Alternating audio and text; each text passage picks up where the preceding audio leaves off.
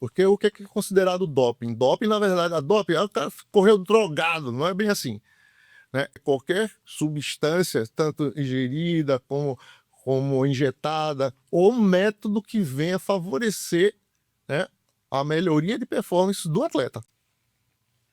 Ou seja, se você estiver usando, por isso que algumas coisas eu falei, isso aqui é um doping branco. Doping branco, pô, doping branco, exemplo, na natação antes, o traje completo, né, de tubarão lá, daquele, tinha, né, que aquele traje, ele foi tão realmente bem feito e funciona tão bem que depois ele foi proibido. Tanto é que, pode ver, hoje não existe ninguém com traje completo, né? Exceto os femininos, que na verdade é por conta do maiô, né? As meninas, né, não nadam de biquíni, mas estamos falando do traje completo, né? Então, existe recordes mundiais na piscina com traje e sem traje. E isso aí pode ser considerado um doping branco. Quer dizer, se todos têm acesso, ok, mas e se eu não tenho grana para comprar aquilo? Já entrei em desvantagem. Então, além disso, vem essas categorias de substâncias. Você falou efedrina, estimulante. Aí o outro estava usando hormônio. Que tipo de hormônio? Nossa, aí pode ser realmente um hormônio esteroide, não esteroide, pode ser um corticosteroide, que já entra para a linha dos anti-inflamatórios. Quer dizer, eu machuquei, tive um estiramento fortíssimo e preciso tomar uma injeção, né, um anti-inflamatório, sei lá, uma dexametasona, né? Qual a substância hoje mais tranquila? Uma dexacitoneurin.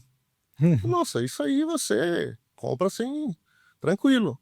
Mas para o atleta é doping. Para poder eles fazer esse uso, como é qualquer hormônio, seja ele qual for, né, está lá na lista, ele vai ser suspenso. Agora, até para isso existem também as proteções. Se o atleta atleta que é monitorado, né, é necessário esse uso, o médico tem que fazer, né, um laudo, avisar que machucou, estava tomando sobre isso aí, tomou durante tanto tempo, tal. Isso tem que ser descrito, porque hoje realmente aí vem mais outra resposta do que você colocou.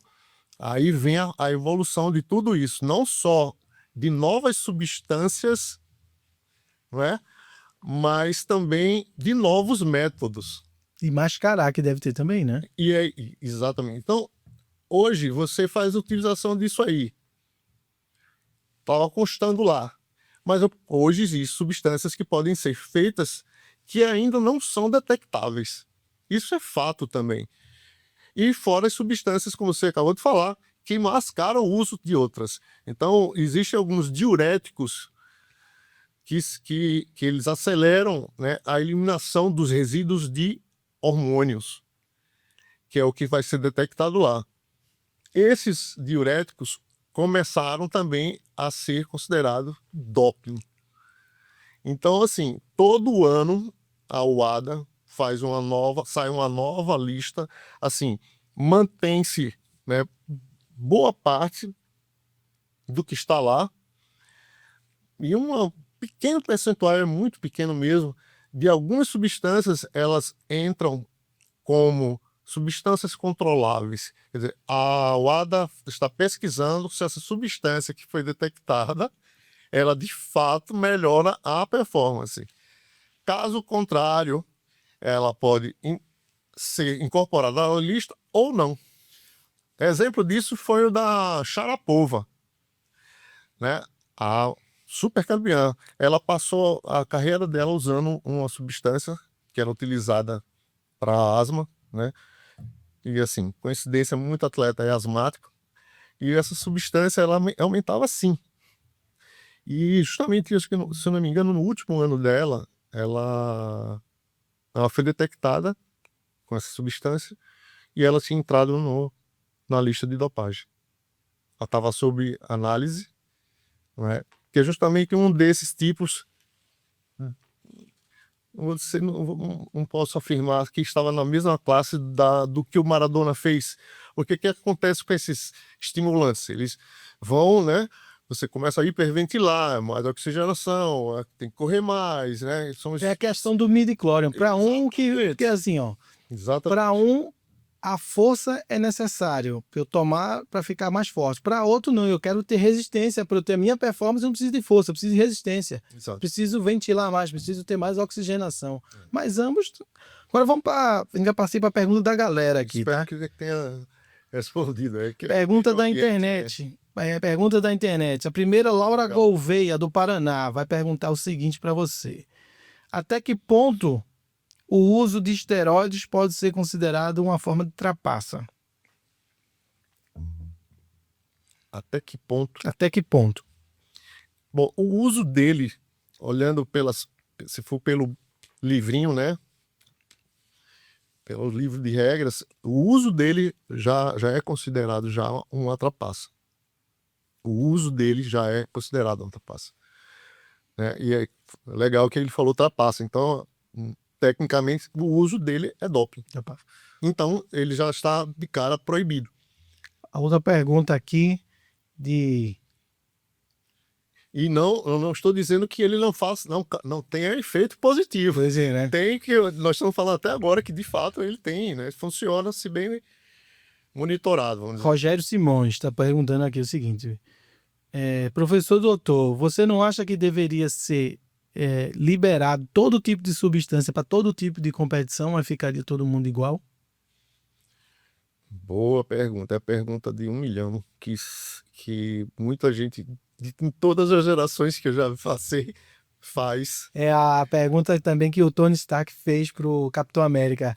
O que é que está por trás? É o homem ou é o armador? Ou é a armadura? É por aí. Pois é, hoje, né? Esse dia de hoje até agora, já existem várias correntes que defendem isso. Já existe, inclusive, o departamento que fizemos lá. Aí seria quem está ganhando é o esporte, é o ser humano ou é a ciência? Pois é. Aí é que tá. Isso é o quê? Talento ou química? Okay. Isso é um dom ou foi fabricado? Né? Então vem essa frase, essa é antiga, né? Dos livros de treinamento, né? O velocista nasce e o campeão se faz. Então você pode nascer realmente com todo o seu potencial genético para ser realmente um campeão. Mas se você não treinar, não adianta. É o que a gente tem falado. Você pode ser o que foi. Eu costumo dizer, se você nasce poodle, você pode tomar o que for, aumentar a sua força, jamais será um pitbull. Não tem como. Você nasceu poodle, você é poodle. Não tem. Então, assim, é aquele lance. Existem as exceções, as aberrações, existe. Né? Na NBA, a gente fala, qual é o nome? Michael Jordan, O'Brien, tá, mas existem nomes na NBA, esse eu gosto dos azarões, como o meu amigo Mike sempre falou, ele gosta de apostar nos underdogs, nos azarões. Spud Webb, mais baixo que eu e enterrava na NBA, atleta de destaque na NBA. Spud Webb, pode pesquisar. Isso é uma aberração. Isso existe. Stephen Curry também é um cara que... É um nome que os Estados Unidos ele é usado, até a gente conhece mais do que outros, porque eles valorizam realmente o que é deles. Isso é uma coisa que os norte-americanos têm a mostrar, ensinar. Steve Prefontaine. Aquele ali, ele sempre falava, eu ganho porque eu aguento mais a dor. Não é que ele era tão bom. E realmente é um monstro. Né? Nome lendário. E a gente tem isso em vários esportes, né? E se for no esporte brasileiro, nossa, aí a Hortência mesmo O que é Hortência? Né? O Mão Santa, você pode falar, tentar ver o nome dele. Como é o nome? Não lembro. Mão Santa. Oscar. Isso aí E quando a gente fala de talento, sendo um brasileiro, Não é porque o cara é talentoso, não. É porque realmente ali é mito. Eu vou ler mais uma pergunta aqui que já está em livro que você falou aqui, de Gabriel Boavida. Aí, Gabriel Boavida é o nome dele. Se a ciência evoluir ao ponto de criar substâncias que não ofereçam risco à saúde, mas aumentem a performance, você acredita que elas deveriam ser permitidas no esporte profissional? Acho que você já respondeu essa Olha, pergunta. mas é bom, é muito bom. Aí é legal que eu trago o finalzinho da resposta do outro e a resposta para ele. Hoje, como eu falei, existem várias correntes que defendem isso, né? Doping livre, quer dizer, aberto para que todos possam utilizar. Então, todos entrariam realmente. Eu sou de acordo. É por isso que existe o controle de dopagem. Existe o antidoping. E aí responde talvez até algumas coisas que você também colocou em relação a isso aí. O doping em si está sempre na frente. Sempre está na frente. Em termos de tecnologia, porque a detecção de qualquer coisa ou método demanda muito tempo. Quer dizer, a ciência precisa de método para ser comprovado, provado, reprovado, e testado. Enquanto isso, vai aparecendo substâncias que são catalogadas apenas. Substância X, essa não sei alguma coisa. Se tal é um hormônio tal. Foi usado só para o campeonato tal. No próximo ano é outro, e etc. Então, existe um esforço tão grande que aí vem a resposta para ele e para outro, que já foi colocado já, se eu não me engano, tem 2 anos, que é os Jogos Mundiais, né? Que é justamente um Jogos Mundiais abertos para os atletas. Tem um nominho específico, High Performance, mas é um bilionário aí que está patrocinando, inclusive, atletas que estejam dispostos a competir na natação, esse atletismo. Ele não vai ser todos os esportes. Mas no puro suco, no que eu quero dizer. Exatamente. É aberto. Para ver até onde vai. Sendo que esse aberto é mais ou menos como o nosso ouvinte aí, muito boa, muito boa. Existe controles também. Porque assim, vai ser aberto, aí então eu vou tomar e o cara morrer durante a... Não é bem assim, não é desse jeito. É como já se faz, mas de uma forma agora não. Ok. O médico dele está sendo, né, acompanhado, ele está sendo acompanhado e será acompanhado por um médico da organização. Mas é algo que assim, não vai ser feito. Não, ao contrário. Agora aqui mais uma pergunta. É a última pergunta aqui, pessoal. Sobre isso no nosso próximo livro. É a última, ótimo. E vai vir aqui para falar. A nossa última pergunta aqui, para não. Tem muitas perguntas aqui, mas essa é uma pergunta muito interessante. Com o avanço da inteligência artificial e os neuroimplantes que visam aumentar capacidades de visão, de força através de neuroimplantes. Na sua opinião, doutor, isto pode ser considerado um doping? Eu implantar um chip para o cara ver melhor e o cara tirar melhor numa Olimpíada, numa prova de tiro, ou botar um chip que ele possa correr mais? Você acha que isso vai ser possível? Vai ter agora o doping eletrônico, ou o doping da biociência? Que perguntaço, muito boa pergunta. Ou vai ter essa Olimpíada ainda? Muito filme. Tá chegando isso, hein? Porque no Japão já desenvolveram uma vacina que o cara enxerga. Saiu já. Um cego tá enxergando com refazendo. Mas tem muita coisa já que não é divulgada. Essas implantes é uma delas.